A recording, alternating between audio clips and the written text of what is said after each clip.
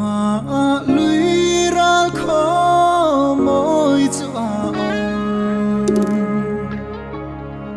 thèn càng ngạc lên khóc bụi môi chu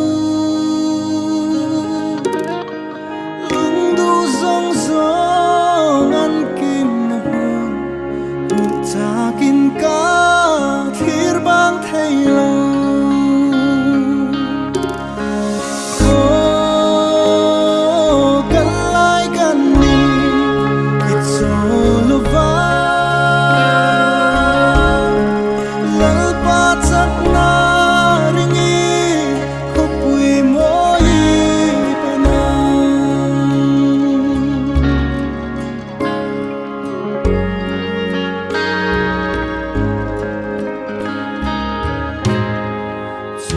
khổ bụi môi lắm chú ít bắn dễ lòng sao là vinh ý căn dễ lặng ra nguồn buồn rèn hi ông lô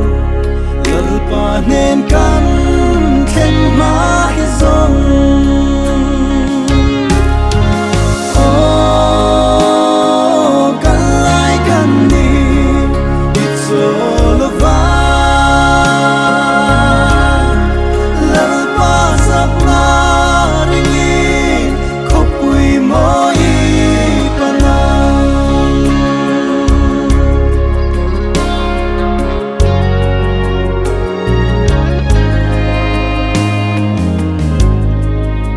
chiang te